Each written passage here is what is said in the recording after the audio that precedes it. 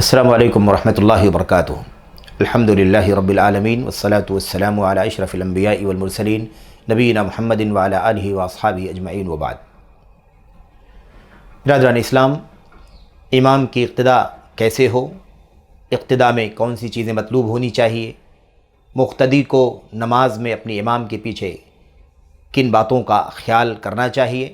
اس حوالے سے جو چند باتیں شروع کی گئی ہیں، جن باتوں کا تذکرہ آپ کے سامنے بستہ کیا جا رہا ہے، اس ضمن میں اس وقت جو ہمارے سامنے موضوع ہے وہ موضوع یہ ہے کہ امام کے ساتھ مقتدی کے 4 حالات ہو سکتے ہیں، ہوتے ہیں۔ امام کے ساتھ اس کے پیچھے جو مقتدی ہوتے ہیں ان کے 4 احوال ہوتے ہیں، 4 حالات میں 4 حالات ہوتے ہیں جن سے جو حالات مقتدی کے امام کے ساتھ پائے جاتے ہیں۔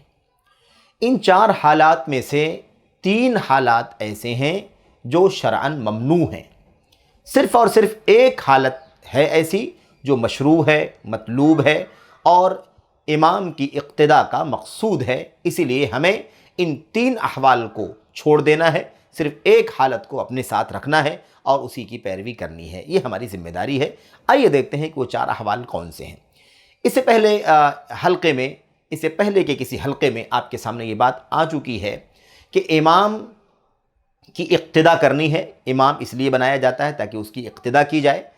ساتھ ہی ساتھ یہ بات ہوئی تھی کہ اس میں سبقت نہیں ہونی چاہیے اور موافقت نہیں ہونی چاہیے، یعنی نہ تو امام سے پہلے کوئی کام کرنا ہے اور نہ ہی امام کے ساتھ ساتھ کوئی کام کرنا ہے۔ یہ 2 حالتیں اس سے پہلے بیان کی جا چکی ہیں۔ ان 2 حالات کے سوا مزید جو 2 حالات جو ہیں ان میں سے ایک حالت وہی ہے جس کو اقتداء کہا جاتا ہے، یعنی امام کے نماز کا عمل کر لینے کے بعد مقتدی وہ عمل کرے۔ پہلے امام وہ عمل کر لے، وہ فعل انجام دے لے، اس کے بعد مقتدی بھی ویسے ہی کرے جیسا اس نے اسے کرتے ہوئے دیکھا ہے۔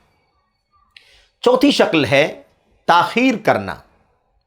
تاخیر کرنا، اسے سمجھ لینا ضروری ہے، اور یہ چیز بھی ہمیں نماز کے دوران بعض نمازیوں سے دیکھنے میں آتی ہے اور اس سے بھی بچنا بہرحال ضروری ہے۔ دیکھیے، ساتھ میں اگر کرے گا تو بھی اقتداء نہیں پائی جائے گی، پہلے کرے گا تو بھی اقتداء نہیں پائی جائے گی۔ اگر امام کے کرنے کے بعد ہی کام کرے گا تو اس کی اقتداء ہوگی۔ اگر بہت زیادہ تاخیر سے امام کے بعد ہی کر رہا ہے، وہ عمل امام کے بعد کر رہا ہے لیکن کافی دیر کے بعد کر رہا ہے، مثال کے طور پر امام رکوع میں چلا گیا، اب جب تک امام رکوع میں نہ جائے مقتدی کو نہیں جانا ہے، لیکن امام رکوع میں چلا گیا، جیسے امام رکوع کی حالت میں ہوا ویسے ہی اب مقتدی کو چاہیے کہ وہ بھی رکوع کی حالت میں چلا جائے۔ لیکن اگر ایسا نہیں کرتا ہے، اس میں مزید تاخیر کرتا ہے، یعنی اس طور پر آپ سمجھیں کہ امام رکوع میں چلا گیا اور اب مقتدی رکوع میں نہیں جاتا، بلکہ جب امام رکوع سے اپنا سر اٹھا کر کے قومے کی حالت میں ہونے والا ہوتا ہے تب یہ رکوع میں جاتا ہے، یعنی ایک رکن پیچھے ہے، وہ ایک رکن اپنے امام سے پیچھے چل رہا ہے، جبکہ اسے چاہیے تھا کہ وہ ایک رکن پیچھے نہ رہے بلکہ اسی رکن کے معاً بعد وہ رکن انجام دے، لیکن پورے طور پر ایک رکن پیچھے ہے۔ یعنی امام رکوع میں چلا گیا، رکوع سے اٹھ کر کے جب قومے کی طرف گیا تو اب مقتدی رکوع میں جا رہا ہے۔ جب وہ رکوع سے جب قومے کے بعد جب وہ سجدے میں جائے گا تو یہ مقتدی جو ہے وہ یہ سر اٹھا کر کے رکوع سے قومے کی حالت میں ہوگا۔ اس طرح سے بعض لوگ تاخیر کرتے ہیں، یعنی اپنے امام کی اقتداء کے بجائے اس کے کافی دیر کے بعد وہ کام کرتے ہیں، یہاں تک کہ کبھی آدھا رکن گزر چکا ہوتا ہے، کبھی پورا رکن گزر چکا ہوتا ہے یا کچھ وقت گزر چکا ہوتا ہے۔ یہ چیز بھی اقتداء کے خلاف ہے۔ تو اس طرح سے امام کے ساتھ اقتداء کی 4 حالتیں ہیں۔ ایک حالت ہے سبقت کرنا، ایک حالت ہے ساتھوں ساتھ کرنا، ایک حالت ہے امام کے کرنے کے معاً بعد کرنا، اور ایک چوتھی حالت ہے تاخیر سے کوئی کام کرنا۔ تو اس کا نام اہل علم نے کیا دیا ہے؟ اگر سبقت کرتا ہے، امام سے پہلے کوئی کام مقتدی کرتا ہے، اس کو مسابقت کہتے ہیں، یعنی سبقت کرنا، پہلے کرنا۔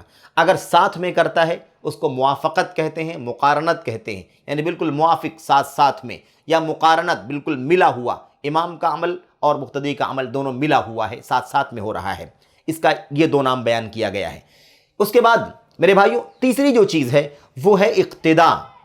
اقتداء اتمام جسے کہا جاتا ہے، یعنی امام کے کام کر لینے کے بعد اب ہم فوراً کام شروع کر دیں، یہ ہے اقتدا۔ اس کے بعد چوتھی چیز ہے جس کو تاخیر کہا جاتا ہے۔ تاخیر کرنا یعنی امام کے عمل کر لینے کے بعد، رکن انجام دے دینے کے بعد رک کر کے، ٹھہر کر کے، یہاں تک کہ امام اپنے اس رکن کو مکمل کر چکا ہو، دوسرے رکن کی طرف چلا گیا ہو، یا مثال کے طور پر کچھ دیر گزر چکی ہو، اس کے بعد مقتدی وہ کام کرے، تو یہ دیر کرنا بھی اقتدا کے خلاف ہے۔ خلاصہ اس کا یہ ہے سرسری طور پر کہ امام کے ساتھ مقتدی کی 4 شکلیں ہیں، ان 4 شکلوں میں سے 3 شکلیں غلط ہیں۔ مسابقت غلط ہے، موافقت غلط ہے، تاخیر کرنا غلط ہے۔ ایک شکل جو ہے امام کے کام کرنے کے بعد، اس کو اقتدا کہا جاتا ہے، پیروی کرنا کہا جاتا ہے، اپنے امام کے نقش قدم پر چلنا کہا جاتا ہے، یہ ہے جس کو اقتدا کہتے ہیں، اہتمام کہتے ہیں۔ یہ ایک شکل ہے جو درست ہے، یہی مطلوب ہے، اور یہی امامت کا تقاضا بھی ہے کہ اس کے پیچھے جو مقتدی ہیں وہ امام کو دیکھ کر کے اس کے مان بعد وہ کام کریں۔ تو ہمیں یہ چیز سمجھ لینی چاہیے کہ مسابقت بھی نہیں کرنا ہے، غلط ہے، ایسے ہی ساتھ ساتھ میں کرنا بھی غلط ہے، اور ایسے ہی میرے بھائیوں تاخیر کرنا بھی غلط ہے۔ اللہ سے دعا کرتے ہیں کہ اللہ تبارک و تعالی ہمیں ان 4 نقطوں کو، 4 پہلوؤں کو، 4 حالات کو سمجھنے کی توفیق عطا فرمائے، اور اسی کا اہتمام کرتے ہوئے ہمیں اقتدا کے مفہوم کو سمجھنے کی توفیق عطا فرمائے، کیونکہ ان 4 شکلوں کو، 4 حالات کو بیان کرنے سے اور سمجھ لینے سے اقتدا کا صحیح مفہوم واضح ہو جاتا ہے، سامنے آ جاتا ہے۔ کسی کو پیچیدگی نہیں رہتی ہے کہ امام کے بعد ہم کام کر رہے ہیں تاخیر سے، تو یہ اقتدا کیوں نہیں ہے؟ یہ اقتدا اس لیے نہیں ہے کیونکہ اس میں تاخیر ہو رہی ہے۔ اقتدا اس وقت ہوتی ہے جب مقتدا یعنی پیشوا اور امام کے کام کے معاً بعد وہ کام کیا جائے، جیسے وہ کر رہا ہے، اسے اقتدا کہا جاتا ہے۔ اللہ سے دعا کرتے ہیں کہ اللہ تبارک و تعالی ہمیں عمل کی توفیق عطا فرمائے، اور سنت کی روشنی میں ہمیں اقتدا کے اصول سمجھنے کی توفیق عطا فرمائے۔ آمین رب العالمین، وصلی اللہ وسلم علی نبینا محمد وعلی آلہ وصحبہ اجمعین۔ السلام علیکم ورحمۃ اللہ وبرکاتہ۔